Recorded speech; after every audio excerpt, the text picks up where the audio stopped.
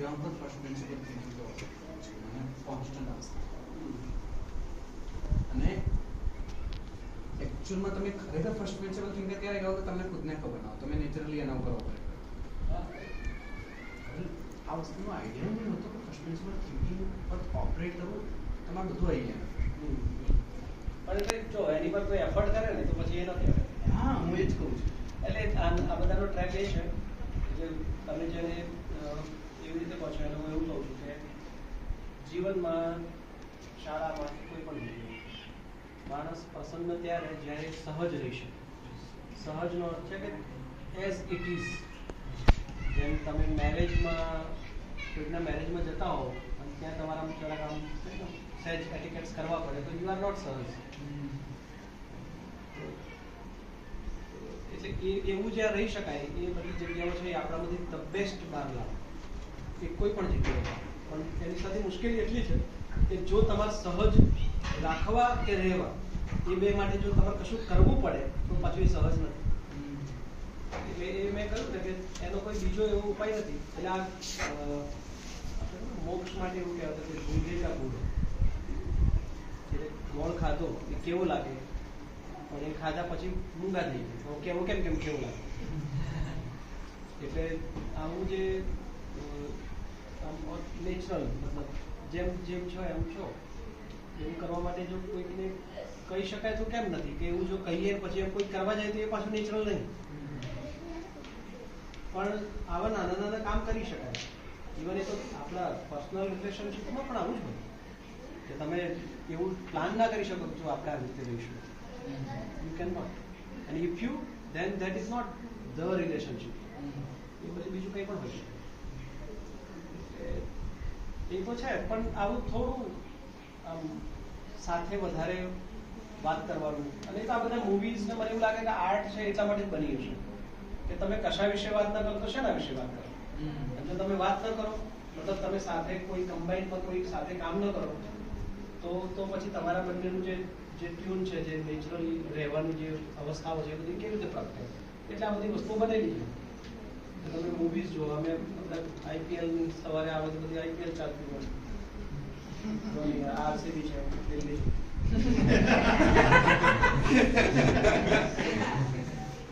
મારે કેએલ રાહુલ જે ટીમમાં છે વિરાટ કોહલી ધોની વાળો એટલી બધા એટલી ઉડે છે તો વૃદ્ધ લોકો કેમ પસંદ ના આવે. તમારી પર ખીચાયેલું તું પસંદ ફિરદોશ તું પસંદ તો હું વૃદ્ધ નહીં એટલે એ બધા છે એ ક્રક્સ છે વાતો.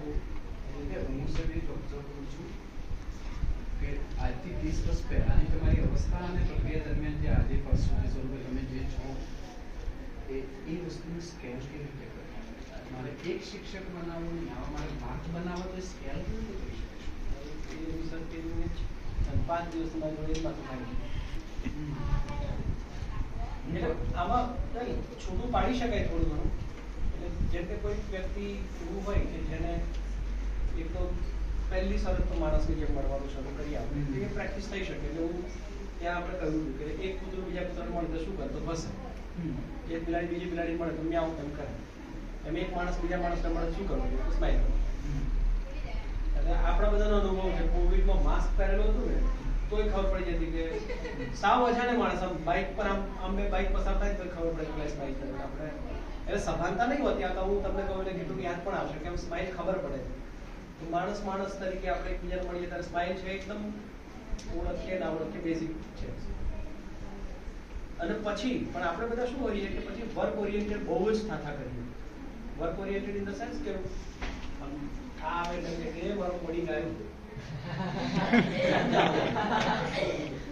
એ છે એ કોડિંગ લઈને આવશે. એ કોડિંગ નથી પણ આપણે બધું એવી રીતે જ જોઈએ.